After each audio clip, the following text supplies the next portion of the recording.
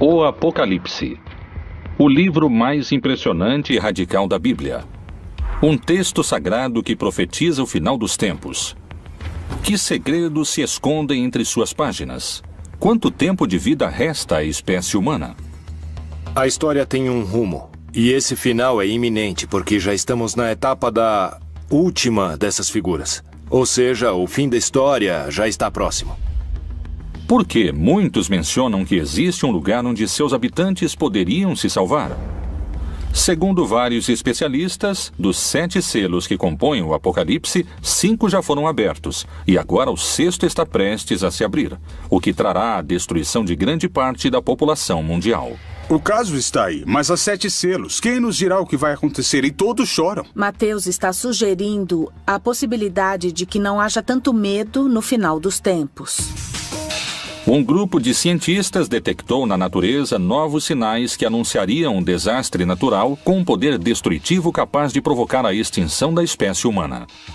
O mundo acaba para dar lugar a outro mundo novo.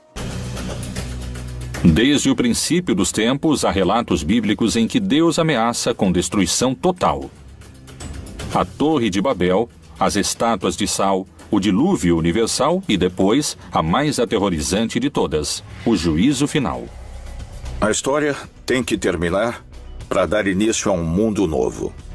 O Apocalipse, o começo do fim.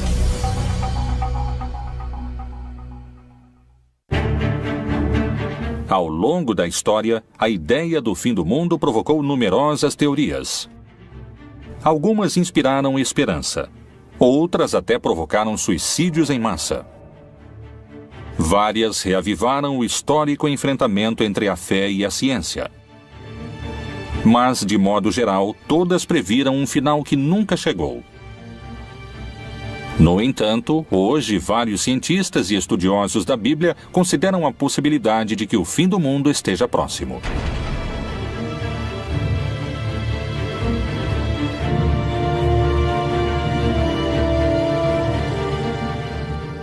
A grande quantidade de informações e o acesso imediato que temos aos fatos que acontecem no mundo nos levam a crer que são signos e sinais de que a profecia realmente está se cumprindo. Qual é a informação secreta contida no livro mais impressionante da Bíblia e que acaba de ser revelada? Talvez algumas respostas se encontrem no contexto em que o Apocalipse foi escrito. Palestina, ano 90. Pouco depois da morte de Jesus Cristo, os seguidores de sua mensagem cresciam em número no Império Romano. Mas, nessas terras, a ideia do Messias era sinônimo de rebelião política. O apóstolo João era uma figura-chave para os romanos.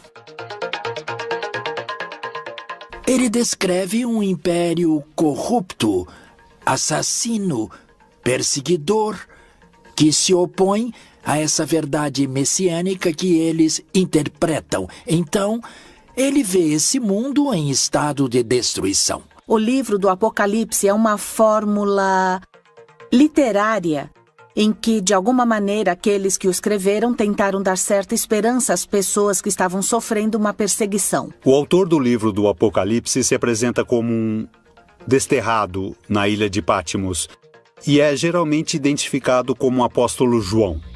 O Império Romano concedeu a João um destino mais benévolo que ao resto dos seguidores de Cristo. Ele foi exilado na ilha de Patmos.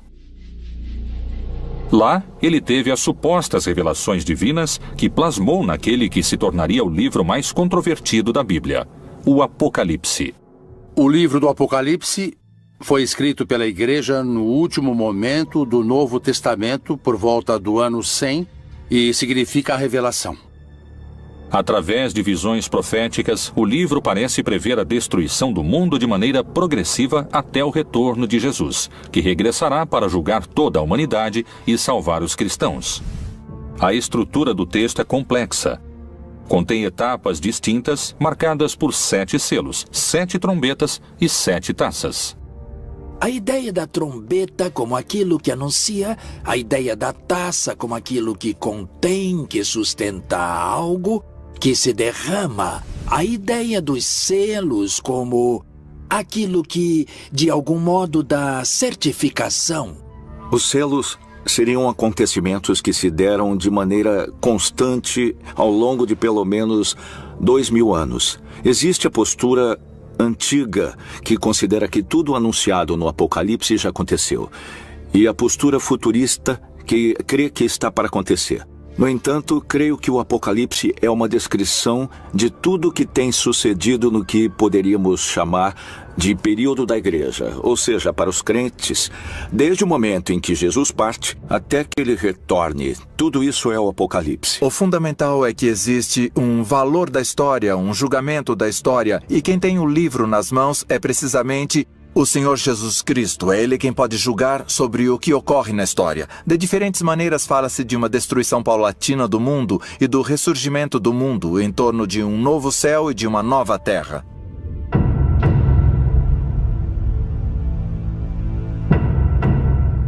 Até hoje, esse texto complexo tem suscitado todo tipo de interpretações. Uma das hipóteses é que nos encontramos na fase final do Apocalipse. É a etapa chamada Grande Tribulação.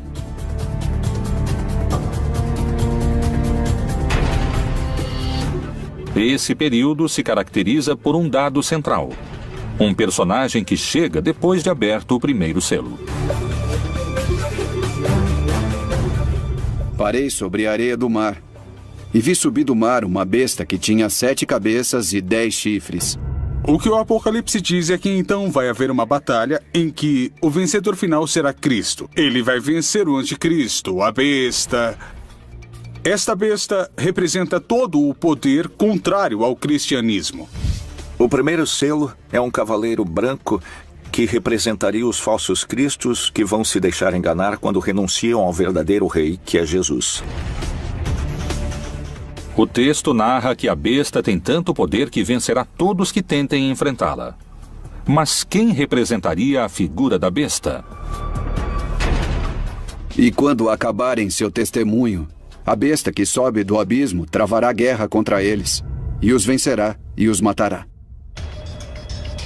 Através da história, esse personagem foi mudando em suas diferentes interpretações. Hoje, o líder da Igreja Católica identifica o anticristo com uma figura que surpreendeu sua própria comunidade. O Papa disse que o anticristo é a corrupção, e disse, em algum sentido, que é adaptar, é uma adaptação da Bíblia.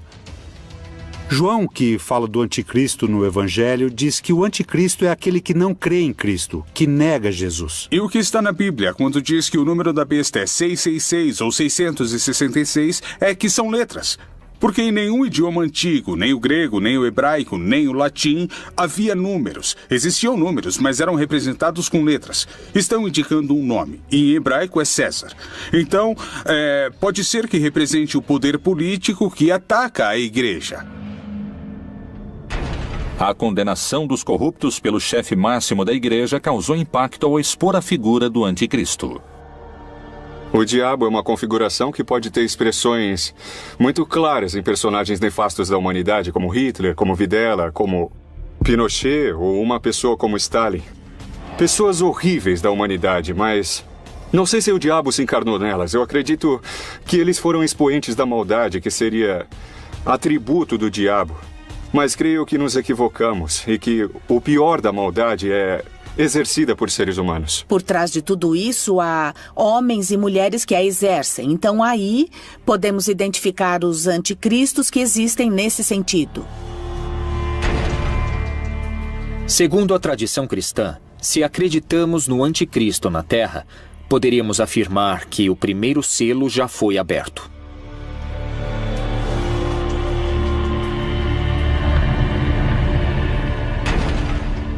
O segundo selo revela um cavalo vermelho, que significa a violência, a guerra, e que precisamente está descrevendo a guerra, a destruição da comunidade. O cavalo na América Latina, pelo menos no Cone Sul, era muito comum como meio de transporte. No Oriente Médio é muito mais restrito, há muito menos cavalos.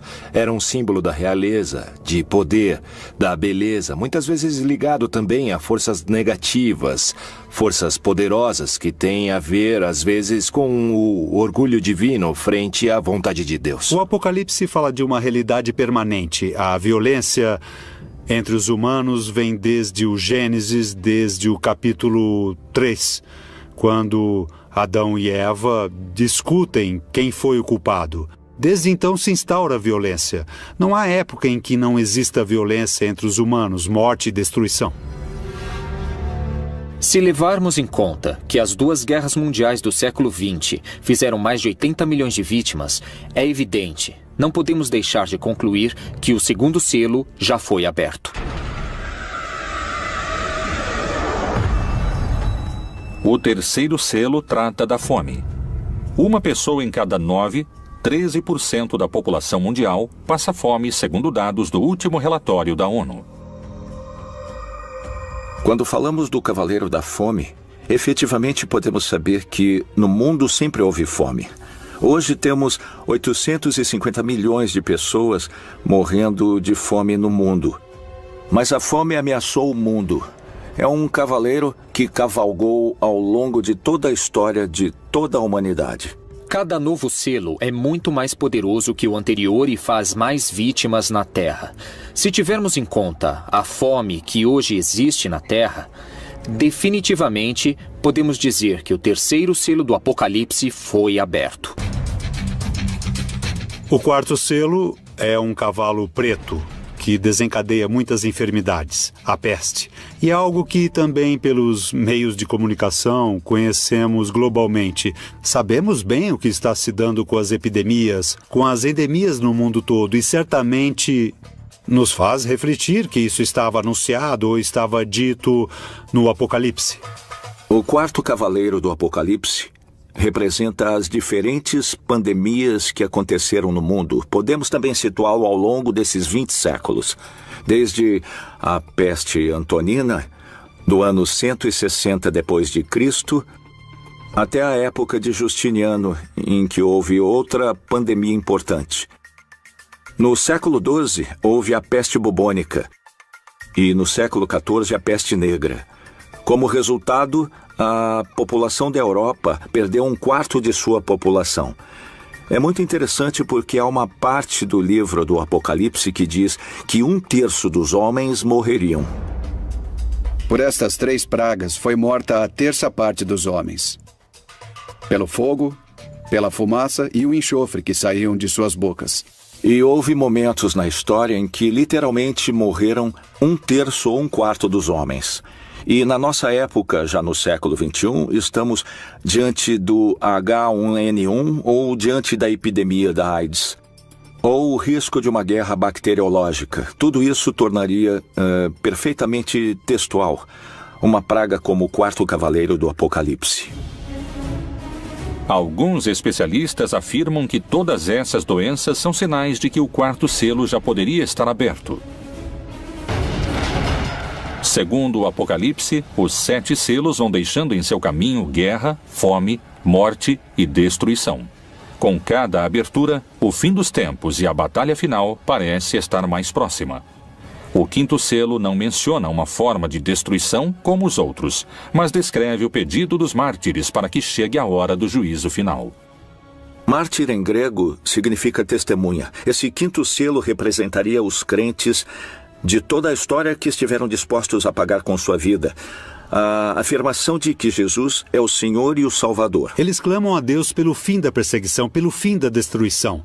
E é isso que nos revela o quinto selo, a visão dos santos, pedindo o final dos tempos. No entanto, a resposta é o que há de mais tremendo no Apocalipse, o mais difícil de aceitar e acreditar. Há que se cumprir o número. Eles devem ter paciência, porque a destruição vai continuar, ninguém sabe quanto tempo. Mas o cristão precisa confiar que Deus sabe quando e como vai terminar. Segundo algumas interpretações, os infortúnios mencionados nos primeiros selos, a fome, as guerras e as doenças, já aconteceram. E, pelo contrário, os fatos prenunciados pelo sexto selo, o mais temível e dramático de todos os narrados no livro do Apocalipse, estaria por acontecer. E, para muitos, suas consequências são impossíveis de conter. Quais são essas catástrofes? De que tempos estamos falando? Há alguma possibilidade de deter essa contagem regressiva?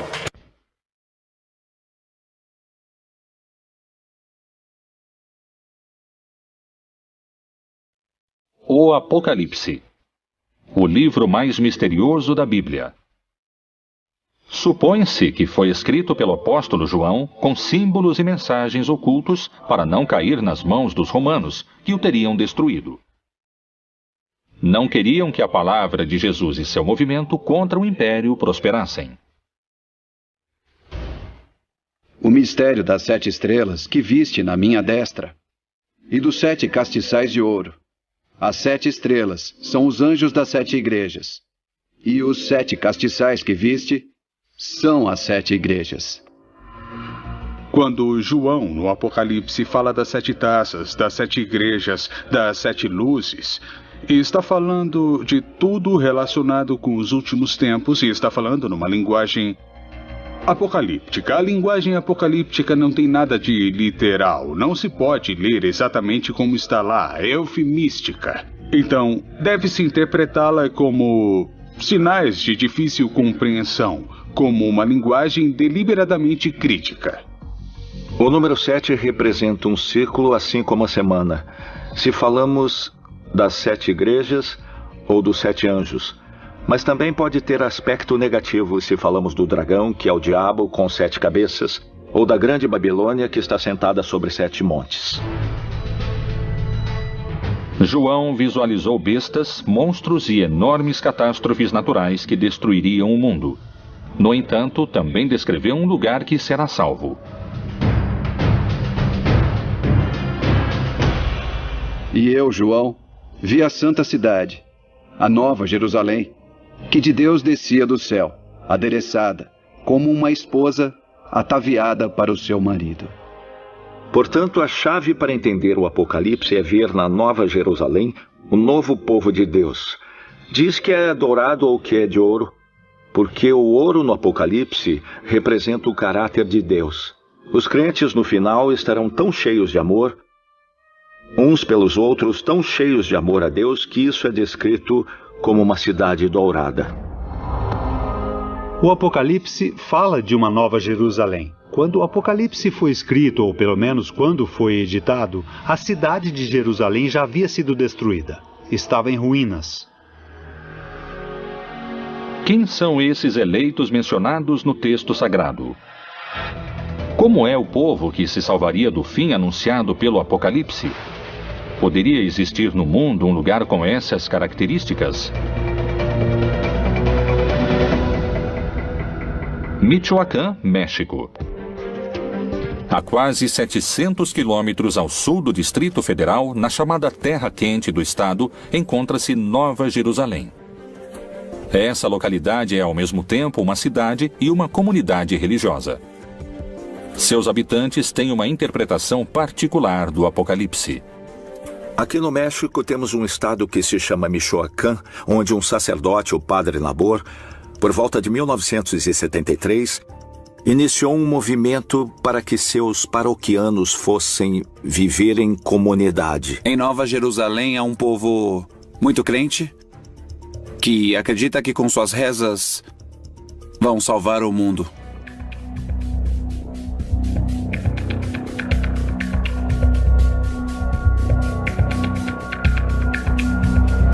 Nessa cidade nos disseram que o mundo vai acabar e que só vão se salvar aqueles que têm fé em Deus e os que rezam, os que se ajoelham e pagam o dízimo, os que se humilham, os que ficam de joelhos diante do tirano, que é o que sempre nos disseram.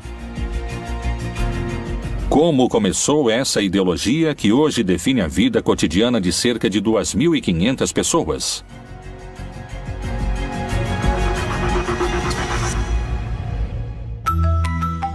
1973. Gabina Santos, uma camponesa de Peruarã, trabalhava em um campo como todos os dias. Mas esse não era um dia comum. Aconteceria algo que marcaria o destino de toda uma cidade.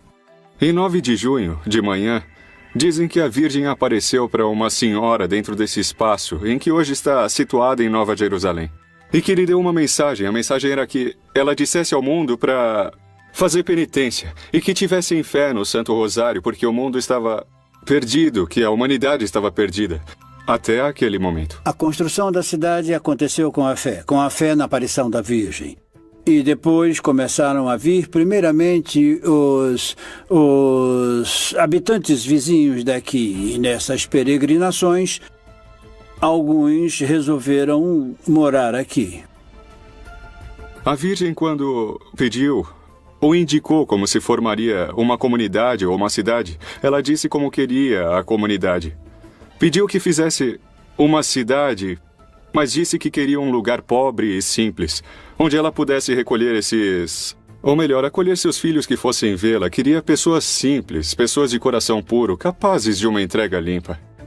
E indicou que tinham que fazer um lugar diferente de qualquer outro, para salvar o mundo. A primeira mensageira e o primeiro líder espiritual morreram há alguns anos. Assim, o dom de receber as supostas mensagens e a liderança dentro dessa comunidade coube a outras pessoas. Hoje, se supõe que uma mulher é a encarregada de se comunicar com a Virgem e existe um líder que determina os destinos da cidade. As regras são muito rígidas. Nós somos fiéis à Virgem do Rosário. Acreditamos nela, acreditamos na sua aparição, acreditamos na maior parte das mensagens que transmitiu do ano de 73 ao ano de 81. A devoção a ela se dá em primeiro lugar com o Rosário. Rezar o Rosário, levá-lo consigo, é dessa maneira que se dá essa devoção. As condutas proibidas em Nova Jerusalém são... basicamente, não usar tecnologia, como telefones celulares, internet, redes sociais. Em termos de roupas, para as mulheres, não usar decotes nem minissaias. E rezar diariamente, 2 vezes por dia, 3 vezes por dia, pagar o dízimo. Tá proibido o namoro, tá proibido a educação laica, tá proibido o futebol. Ou seja, basicamente as crianças não têm nenhum tipo de distração e passam o dia inteiro rezando. Desde os primeiros séculos e na Idade Média houve grupos que trataram de fundar comunidades onde se estabelecesse a Nova Jerusalém. E especialmente quando a América foi descoberta, vários grupos puritanos, incluindo alguns seguidores de Colombo e o próprio Colombo em seu livro de profecias, achavam que haviam chegado a um lugar onde a Nova Jerusalém seria estabelecida.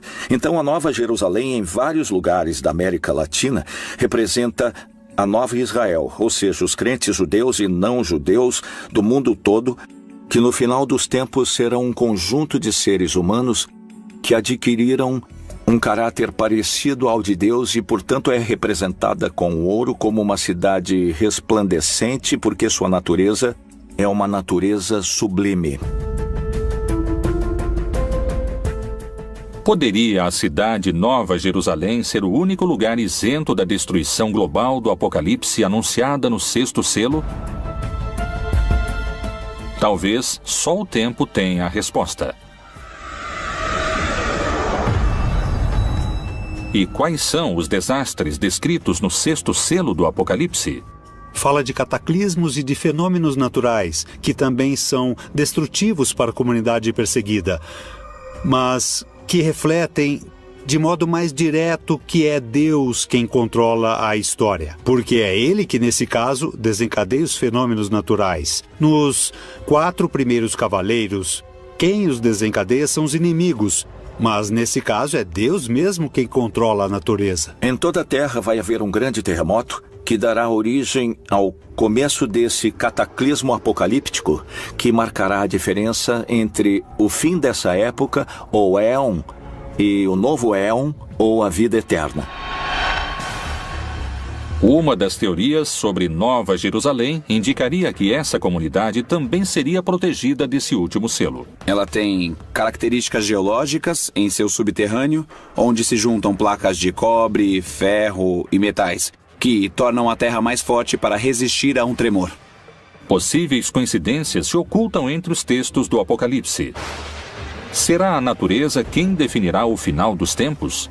Que segredos se escondem entre suas páginas em relação a terremotos e vulcões? A interpretação de vários estudiosos da Bíblia sugere um cenário dramático na etapa mais destrutiva, que profetiza uma devastação planetária. O que é o Anel de Fogo?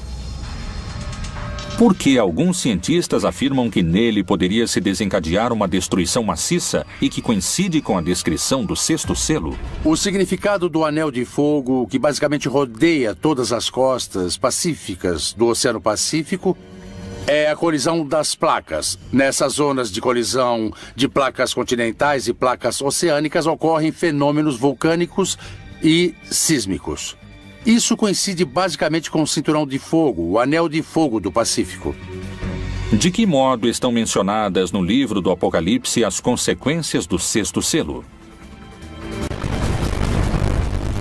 Mas quanto aos covardes, aos incrédulos, aos abomináveis e aos homicidas, e aos que se prostituem, e aos feiticeiros, e aos idólatras, e a todos os mentirosos, a sua parte será no lago que arde com fogo e enxofre. O que é a segunda morte? Do ponto de vista geológico e astronômico, os fenômenos são basicamente a extinção do Sol. O Sol vai passar a ser um gigante vermelho, aumentará significativamente de volume e absorverá nesse crescimento tanto o Mercúrio quanto Marte. A proximidade do Sol fará com que o planeta se aqueça muitíssimo e nesse momento desaparecerá a vida. E havendo aberto o sexto selo, olhei, e eis que houve um grande tremor de terra. Quando se abre o sexto selo do Apocalipse, ocorrem os terremotos. Aqui a palavra é literal. Não existe outra definição, nem explicação, nem tipo de erro de tradução. O reaquecimento poderia estar simbolizado pelo fogo, mas parece que esse não é o único desastre natural possível. A mensagem da Virgem Nova Jerusalém anuncia que no final também pode chegar através de grandes terremotos. Qual é a visão dos cientistas? Tal como o Anel de Fogo, também existe um risco maior de terremotos na América Latina. Equador, 30 de janeiro de 1936, magnitude 8.8. Chile, 22 de maio de 1960, magnitude 9.5. Foi o terremoto mais violento que se tem registro. 4 mil pessoas morreram e cerca de 2 milhões perderam seu lar. México, 19 de setembro de 1985, magnitude 8.1. Mortos, 20 mil. Haiti, 12 de janeiro de 2010, magnitude 8.0. 220 mil pessoas morreram. Os povos do mundo com maior atividade sísmica se encontram próximos de alguma falha, que é a união entre as duas placas tectônicas. Toda a costa ocidental da América, não só da América Latina, mas também da América do Norte, que é parte do Cinturão de Fogo Pacífico, tem atividade sísmica permanente, de graus baixos até graus altos. Mas sempre está relacionado ao movimento das placas tectônicas, como é o caso também do vulcanismo. Porque se levantará nação contra nação e reino contra reino. E haverá terremotos em diversos lugares, e haverá fome, tribulações. Essas coisas são os princípios das dores. O aumento da grande quantidade de terremotos que vem acontecer desde 2009 é um fenômeno que a ciência investiga e para o qual ainda não pôde dar uma verdadeira explicação.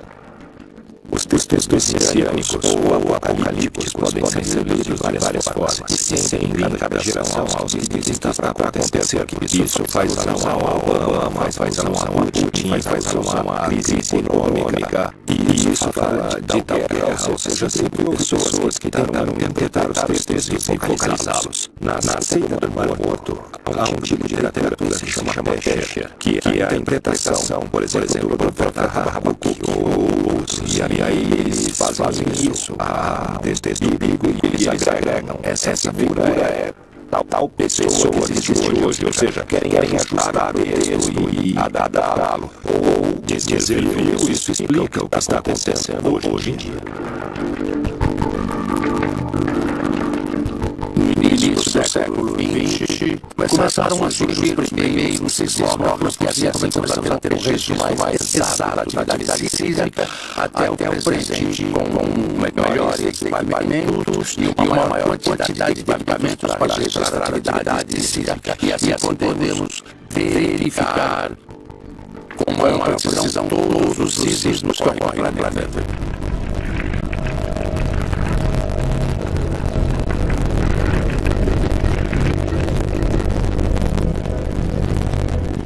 O selo do Apocalipse descreve um grande terremoto e também a ideia de que os céus se revolveram como se formando um rolo. Agora, claro, toda a descrição desse selo é feita com as palavras da cosmogonia antiga. Os mais céticos afirmam que faltam 2 anos para o fim do mundo. Esse é um fenômeno que não ocorrerá em menos de 4 a 5 bilhões de anos. Para outros, a destruição global através de colisões terremotos é iminente. A essência desses símbolos continua sendo vigente na ideia de que a história tem de terminar para dar início a um mundo novo. Vários intérpretes concordam com a análise de alguns cientistas.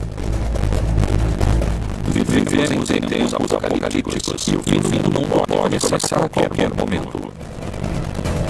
Vamos assistir ao final do mundo dos tempos, bastante forte e muito caótico. O sol, a lua, as estrelas vão cair. E Jesus irá se estabelecer na terra e vai separar os que seguiram dos que não seguiram. Qual é a evidência que confirmaria o possível retorno de Jesus antes do fim dos tempos? Talvez a resposta se encontre em outros livros da Bíblia.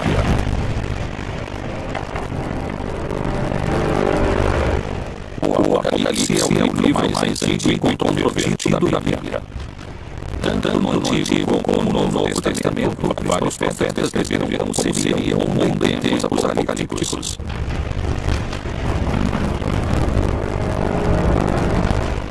E este evangelho do reino será pregado em todo o mundo, em testemunho a todas as nações. E então virá o fim. No Evangelho de Mateus, nos capítulos 24 e 25, utiliza-se essa expressão literária para falar do final dos tempos, mas utilizando os personagens de Jesus. Mas o interessante do Apocalipse é que matam os que não creem, os que não seguem Jesus, os que não foram fiéis a Jesus. O povo cristão não deveria ter medo de ler o Apocalipse, porque é para aqueles que não foram fiéis a Jesus. Se eu fui fiel a Jesus, estarei do lado daqueles que irão se salvar. Muitos correrão de uma parte para outra. E a ciência se multiplicará. Daniel também faz parte desse mesmo gênero literário. Escreveu alguns de seus fragmentos de maneira apocalíptica. E também aqui podemos reconhecer esse aceleramento dos processos humanos, dos processos históricos, que de fato na época em que Daniel escreveu não se podia imaginar a quantidade de conhecimento acumulado, as possibilidades tecnológicas acumuladas e também os recursos humanos acumulados. E simultaneamente a isso, o desgaste do planeta, o desgaste das relações humanas, a quantidade de habitantes, tudo isso evidentemente influi e estamos num tempo de aceleração e isso é indiscutível. A cada minuto somam-se cerca de 2.000 páginas ao conhecimento científico do homem, e uma pessoa precisaria de 5 anos para ler todo o material que é produzido a cada 24 horas. Temos carros que chegam a 350 km por hora e aviões que ultrapassam a velocidade do som. Um ritmo de vida incomparável ao que se levava há 2000 anos. As visões no livro de Daniel estão entre os grandes mistérios apocalípticos. São símbolos de que a sociedade humana em sua história chegará a um ponto tão instável que ela própria vai desmoronar. Tudo isso está simbolizado por um cataclismo como acontece em toda a literatura apocalíptica. O julgamento da história é um elemento no qual crê o cristianismo. Nós o chamamos de parúsia. É a vinda do Senhor Jesus no final dos tempos como juiz da história e da vida de todos os seres humanos. É verdade que nosso momento histórico tem uma peculiar consciência da decadência da história humana. Entendemos o que é o fim do cosmo, também imaginado do ponto de vista físico. Podemos falar dessa expansão do universo que tende a um esfriamento global, não um aquecimento global do planeta, porém mais amplamente. E podemos imaginar, sabemos que a Terra, nosso lugar onde desenvolvemos a história, é decadente. Havia 3 visões básicas do fim da história. Uma visão que se chama utópica, que chegará ao fim dos tempos e o cordeiro viverá com o lobo, e a criança brincará com a serpente, e a destruição cessará, ou seja, uma visão idílica da paz universal. A outra visão é restaurativa. Então é uma ideia segundo a qual a época messiânica é a restauração do reino de Davi, ou seu equivalente. Ou seja, uma época em que Israel viverá em paz com seu próprio Estado, um Estado poderoso. A terceira visão é que é uma visão catastrófica.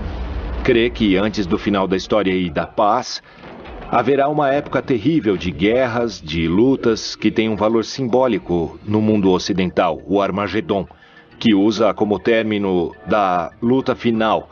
Mas em hebraico é Ar-Megido, o Monte Megido, um lugar que fica ao norte de Israel.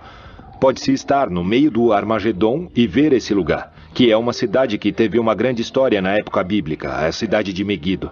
Então, nessa visão, antes que venha o bem e a paz, haverá uma época terrível de sofrimento, de guerra, de lutas. Além da referência precisa no 6º selo, há outra citação bíblica que menciona luas de sangue como um sinal do fim. O sol se converterá em trevas e a lua em sangue, antes de chegar o grande e glorioso dia do Senhor. Lucas, no livro dos Atos dos Apóstolos, fala de uma lua vermelha.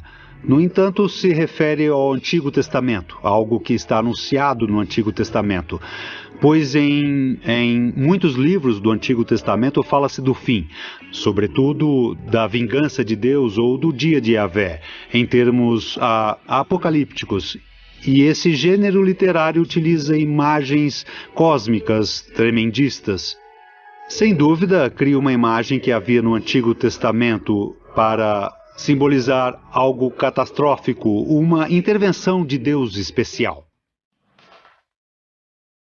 Alguns se baseiam em dados científicos. Outros na fé e em sua própria interpretação desses textos sagrados.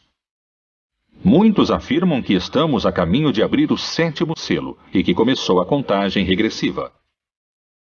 O que ninguém sabe é se o mundo acabará em milhares de anos ou em poucos minutos.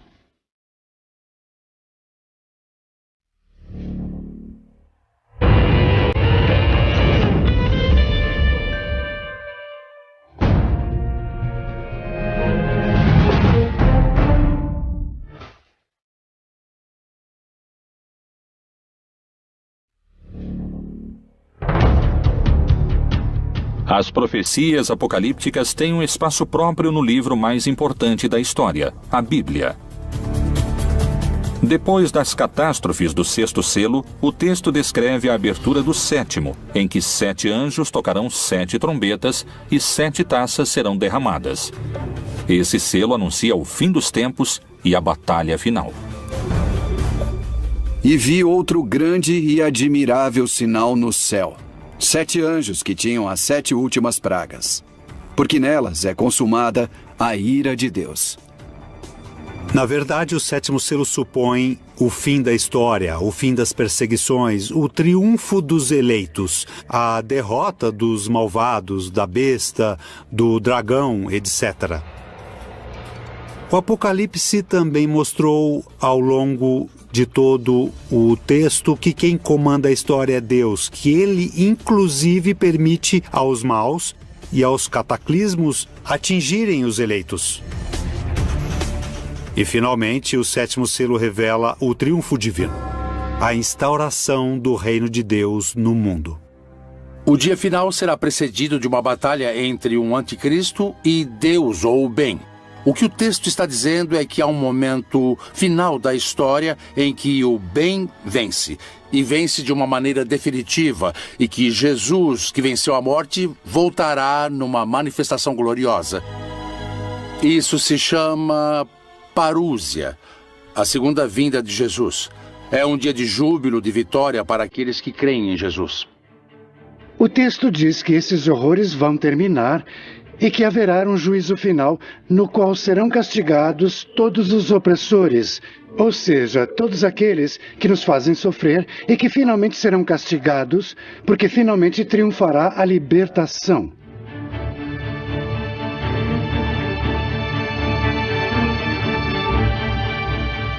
É uma mensagem de esperança. Mais tarde, a igreja transmitiu isso como se fosse uma revelação sobre o que vai acontecer depois da morte, que haverá um juízo final sobre todos, ok? Então isso já é uma interpretação feita pela igreja que faz parte do seu projeto de dominação. O Apocalipse não é um livro histórico. Não é um livro do futuro, não é como uma bola de cristal que revela o futuro. É um gênero literário, escrito no gênero literário judaico-apocalíptico. A atmosfera se torna de terror quando o Apocalipse é citado hoje. Não é sobre o futuro. Quem escreveu o livro não estava pensando no fim do mundo, nem no futuro. Estava pensando no presente. Existiria o povo eleito que poderia se salvar do fim do mundo? Seria possível minimizar as consequências das catástrofes naturais?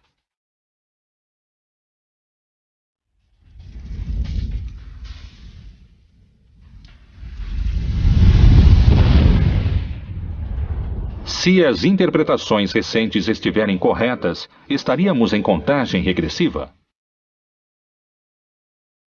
Seria preciso um milagre para nos salvar? O Apocalipse seria o melhor roteiro de um filme de ficção ou a advertência de um final anunciado? Só o tempo trará essas respostas.